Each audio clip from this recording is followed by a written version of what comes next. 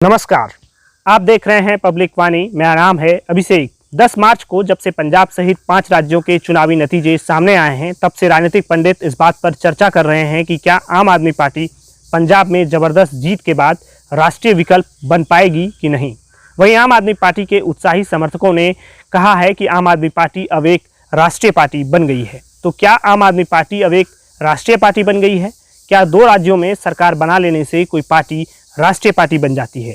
अभी वर्तमान समय में भारत में बीजेपी, कांग्रेस सहित आखिर कुल कितनी राष्ट्रीय पार्टियां हैं? कुछ पार्टियों के नाम राष्ट्रीय पार्टी की श्रेणी में देखकर आप जरूर चौंक जाएंगे। एक का नाम तो शायद आपने सुना भी नहीं होगा। तो चलिए आपको सारे प्रश्नों का जवाब देने की कोशिश करते हैं। सबसे पहले आपको बताते हैं कि कोई भी मान्यता प्राप्त दल राष्ट्रीय पार्टी कैसे बन सकती है। एक मान्यता प्राप्त पार्टी को राष्ट्रीय पार्टी का दर्जा तभी प्रदान किया जा सकता है यदि वह 3 में से सिर्फ किसी एक शर्त को पूरा कर लेती है। पहला शर्त, यदि कोई पार्टी कम से कम 3 विभिन्न राज्यों को मिलाकर लोकसभा की 2% सीटें यानी 2014 के अनुसार 11 सीटें जीतती है। दूसरी शर्त है कि यदि कोई पार्टी 4 लोकसभा सीटों के अलावा लोकसभा या विधानसभा चुनाव में 4 राज्यों में 6% वोट प्राप्त कर लेती है।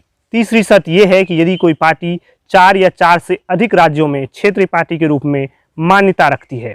अब सवाल उठता है कि किसी पार्टी को क्षेत्रीय पार्टी के रूप में मान्यता कैसे मिल सकती है। अगर कोई पार्टी इन 4 शर्तों में से किसी एक को पूरा कर लेती है तो उस पार्टी को क्षेत्रीय पार्टी का मान्यता प्राप्त हो जाता है। पहली शर्त है कि यदि कोई पार्टी राज्य विधानसभा की कुल सीटों में से कम 3% सीट या कम से कम 3 सीटें जो भी ज़्यादा हो प्राप्त कर लेती है। दूसरा शर्त यह है कि यदि कोई पार्टी लोकसभा के लिए उस राज्य के लिए आवंटित प्रत्येक 25 सीटों या उस संख्या के किसी भिन्न के पीछे कम से कम 1 सीट प्राप्त कर लेती है। तीसरी शर्त यह है कि यदि कोई पार्टी लोकसभा या राज्य के विधानसभा के चुनाव में कुल वैध मत के मतों में से कम 6% मत प्राप्त कर लेती है और साथ ही साथ कम से कम 1 लोकसभा सीट या 2 विधानसभा सीट जीत लेती है। चौथी शर्त यह है कि यदि कोई पार्टी लोकसभा या राज्य विधानसभा के आम चुनाव में किसी राज्य में एक भी सीट जीतने में विफल हो जाती है, लेकिन वह उस राज्य में डाले गए कुल वैध मतों में से 8% मत जो है वो प्राप्त कर लेती है, तो उस राज्य में उस पार्टी को क्षेत्रीय पार्टी का दर्जा दिया जा सकता है। तो क्षेत्रीय पार्टी बनने के लिए इनमें से किसी एक शर्त को जो है वो पूरा करना पड़ता है।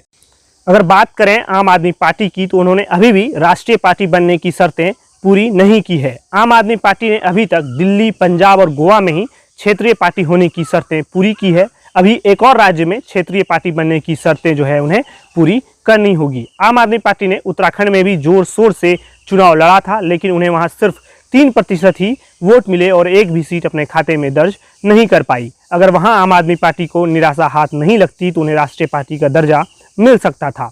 तो चलिए अब आपको बताते हैं कि मौजूदा समय में भारत में कुल कितनी राष्ट्रीय पार्टियां हैं। चुनाव आयोग की वेबसाइट के अनुसार भारत में अभी कुल 8 राष्ट्रीय दल हैं। तो कौन कौन है ये दल, आपको हम बता देते हैं।